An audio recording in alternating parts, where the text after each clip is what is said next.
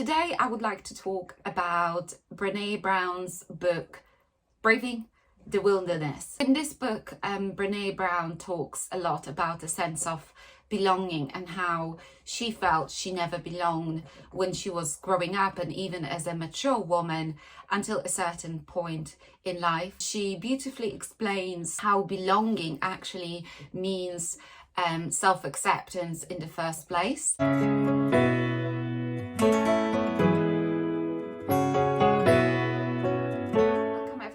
My name is Hannah McDerrick and I am a performance coach and an emotional intelligence trainer.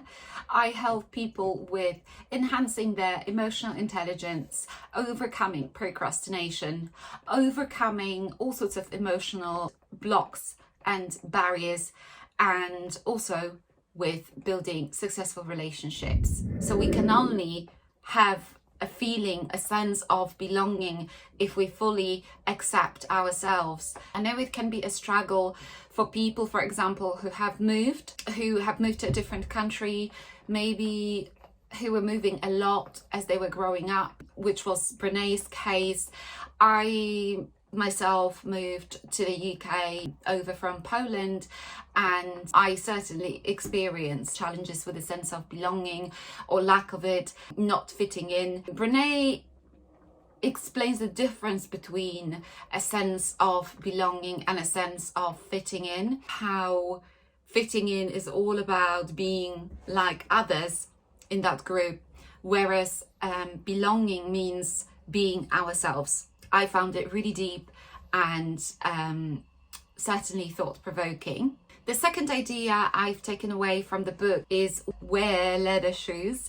So she gives an example of how we may be walking through life trying to cover everything with leather. Obviously, this is a metaphor for making life easier, making our circumstances easier, and trying to perhaps change others, when the reality is that instead of trying to change everything and everyone around us and cover everything with leather, that's the metaphor, we just need to cover our feet with leather. So wear leather shoes. I think this is an excellent explanation of the process of personal transformation and how we build our personal resilience and emotional intelligence. Another idea is the idea of loneliness, and so we generally feel lonely when we don't belong. And of course it's different from being by ourselves and being alone. Loneliness has its consequences. It's actually more dangerous than obesity, pollution and drinking. So she mentions that pollution deteriorates our health by 5%, obesity by 20%, drinking by 30%, and loneliness by 40%. She also explains how we can overcome loneliness by accepting ourselves and building that trusting relationship with ourselves, being authentic, being true to ourselves, but also being able to overcome the challenge of fear and anger.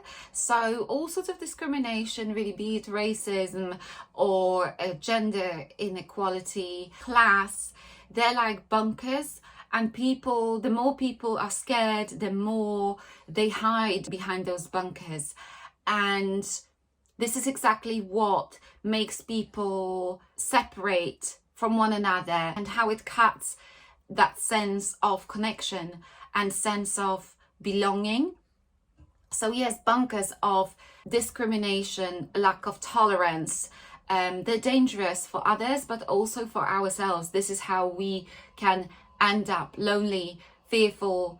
I guess with fear, it's a loop. So fear causes discrimination, and then discrimination causes even more fear. She also speaks about anger and how healthy it is to feel anger, but to channel it into empathy and compassion instead of aggression. But I love the fact that she is so open about speaking about these things that really scare people, such as, for example, talking about discrimination and anger.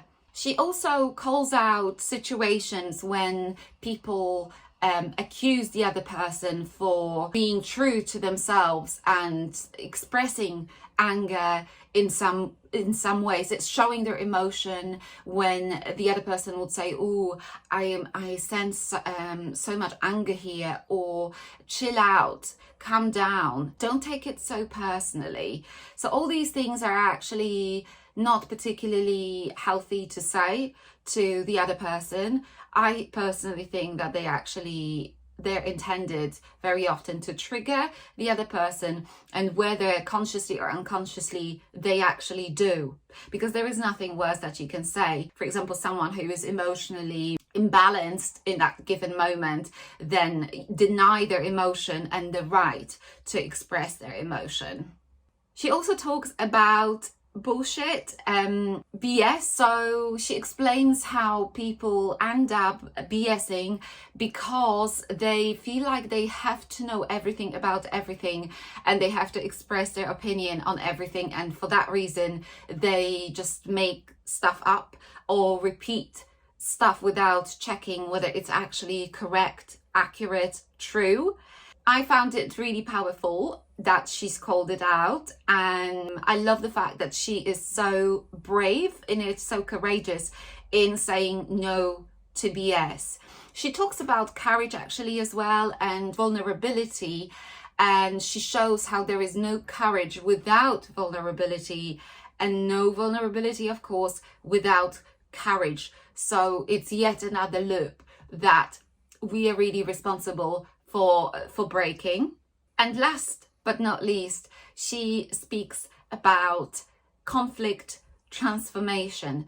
So she explains why not conflict resolution, why conflict transformation, how much more respectful and understanding trying to transform a conflict rather than resolve a conflict is. She mentions that by agreeing to disagree, we don't necessarily listen to the other person. We don't express our respect. Whereas if there is communication and both people are willing to talk through their point of view so that the other person can understand better, and if we are willing to listen to the other person, that rebuilds that sense of connection in spite of perhaps disagreeing on something, having different opinions, and people are still able to work together through conflict transformation, whereas conflict resolution may mean the end of their relationship. So I'd highly recommend Braving the Wilderness by Brené Brown, and she's got a lot of other amazing books. So if you found this video useful, leave me a like or subscribe to my channel. I'm very curious whether you've read this book or any of the other books by Brené Brown. She's of course a well-known author. She's excellent at inspiring others and explaining certain taboos with a lot of courage but also grace. I wonder whether you've got any books that you would recommend without any hesitation. I've read this book 3 times in the last few weeks and I couldn't get enough of it. Thanks for watching and see you next time.